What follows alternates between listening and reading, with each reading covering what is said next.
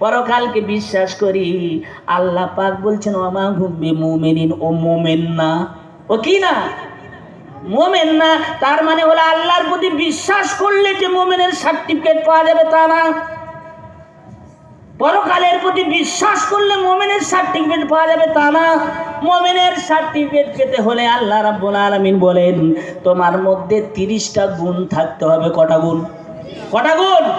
মুমিন হতে গেলে কটা গুণ লাগবে? 30টা। কত জোরে বলেন কয়টা? 30টা। 10টা গুণ আছে সূরা তাওবার মধ্যে, 10টা গুণ আছে সূরা আহজাবের মধ্যে, আর 10টা গুণ আছে সূরা মুমিনের মধ্যে।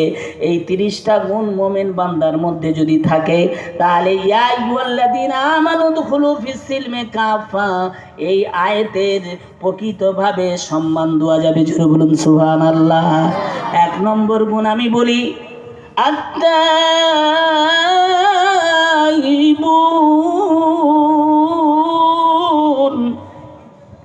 التائبون العابدون الحامدون السائحون الراكعون الساجدون الآمرون بالمعروف والناهون عن المنكر والحافظون لحدود الله। আল্লাহু আকবার। ওয়াবাশশিরিল মুমিনিন। আতাইবুন, মুমিন যিনি হবে তার প্রথম গুণ হবে তিনি হবে তওবাকারী।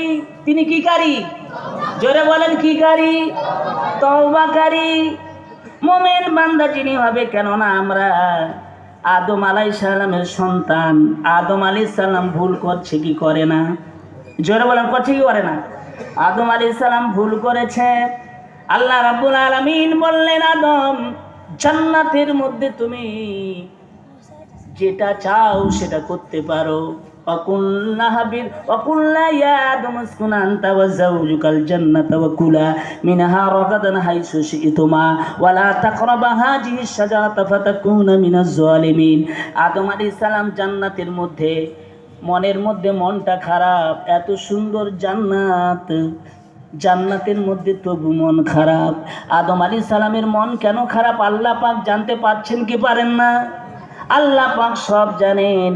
আল্লাহ পাক এবার আদম আলাইহিস সালামের মনটাকে ভালো করার জন্য আদম আলাইহিস সালাম যখন একটু ঘুমিয়ে গেলেন, এমন সময় আদম আলাইহিস সালামের পাঁজরের হাড় থেকে সব চাইতে পৃথিবীর শ্রেষ্ঠ সুন্দরী মহিলাকে আল্লাহ পাক বানালেন।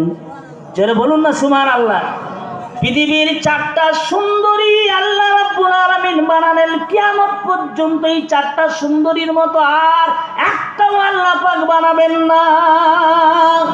1 নম্বরে হাওয়া আলাইহিস সালাম, 2 নম্বরে ইব্রাহিম আলাইহিস সালামের প্রথম স্ত্রী সারা, 3 নম্বরে মা ফাতেমাতুজ জাহরা রাদিয়াল্লাহু তাআলা আনহা। বন্ধুগণ আমার ভাইয়েরা, 4 নম্বরে আল্লাহ রাব্বুল আলামিন বানালেন হযরতে মারিয়াম। এমন সুন্দর সুন্দরী কিয়ামত পর্যন্ত আল্লাহর একটাও বানাবেন না। হাওয়া আলাইহিস সালামকে দেখতে খুব সুন্দর। এখন আদম আলাইহিস সালাম তো ঘুমিয়েছিলেন, এমন সময় তার পাঁজরের হাত দিয়ে পৃথিবীর শ্রেষ্ঠ সুন্দরী হাওয়াকে বানালেন। হাওয়া আলাইহিস সালাম বসে আছেন জান্নাতের ভিতরে, আর পিছন দিক থেকে আদম আলাইহিস সালাম দেখতে পেলেন কি সুন্দর দেখতে। একটু সামনে গিয়ে দেখি তো, পিছনের চুলটা কোমর থেকে নিচে খুব সুন্দর, চুলটা চকচক করছে, বিশাল বড় চুল। মেয়েদের বড় চুল হলে দেখতে সুন্দর লাগে কি লাগে না? পিছনে দেখে এত পাগল হয়ে গেছে, একটু সামনে দেখি তো। সামনে দেখে আদম আলাইহিস সালাম আর থাকতে পারে না। হ্যাঁ, আল্লাহকে বলছে। এবার আদম আলাইহিস সালাম বলছে আল্লাহ আমার একটু ছুঁতে মন চায়, একটু ধরতে মন চায়। আল্লাহ বলছেন ছোঁয়াও যাবে না, ধরাও যাবে না। আদম আলাইহিস সালাম বলছে আল্লাহ কি করলে ছুঁতে পারবো, কি করলে ধরতে পারবো, আল্লাহ সেই বুদ্ধিটা দাও। কথা বলেন না সুবহানাল্লাহ। কি করলে ছুঁতে পারবো, কি করলে ধরতে পারবো, আল্লাহ সেই বুদ্ধি দাও। আল্লাহ রাব্বুল আলামিন বলছেন এই আদম ছুঁতেও পারবে না, ধরতে পারবে না। যদি ছুঁতে চাও আর যদি ধরতে চাও বিয়ে করতে হবে। জোরে বলুন। এর দ্বারা একটা শিক্ষা বেরিয়ে এলো, বিয়ের আগে কোনো মহিলাকে ছোঁয়া যাবে না, ধরাও যাবে না। জোরে বলুন না সুবহানাল্লাহ। এখন তো ছোঁয়া ধরা ডাইরেক্ট না ছুঁলে হয়, ডাইরেক্ট না ধরলে হয়, মোবাইলে সারা রাত ছুঁইছে আর ধরছে, ঠিক কিনা বলেন? এ কথা বলেন ঠিক কিনা? বন্ধুগণ আমার ভাইয়েরা, আদম আলাইহিস সালামকে আল্লাহ পাক বললেন যদি ছুঁতে চাও, যদি ধরতে চাও তাহলে বিয়ে করো। আদম আলাইহিস সালাম বলছে আল্লাহ গো, হাওয়াকে দেখে আর থাকতে পারি না, বিয়ে আমি করব, তাড়াতাড়ি করিয়ে দাও। আল্লাহ পাক বললেন আদম রে, তুমি যদি বিয়ে করতে চাও দেড়মোহর লাগবে।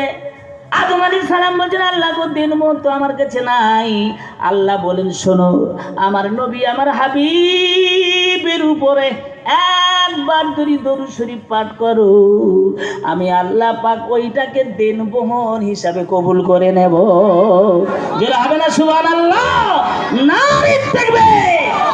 আমার বন্ধু আমার ভাইয়েরা, যে কথাটা আমি বলতে চাচ্ছিলাম একটু কান খাড়া করে শুনেন। আত-তাইবুন আল-আবিদুন, তওবাকারী, মনে আছে তো? আত-তাইবুন, তওবাকারী। আমরা আদম আলাইহিস সালামের সন্তান, আদম আলাইহিস সালাম ভুল করেছেন। আল্লাহ বলছেন আদম রে, তুমি জান্নাতের মধ্যে তোমার বিবিকে নিয়ে ঘোরো, যা ইচ্ছা করতে পারো, কিন্তু ওই যে একটা নিষিদ্ধ গাছ, ওই গাছের গোড়ায় যাবে না।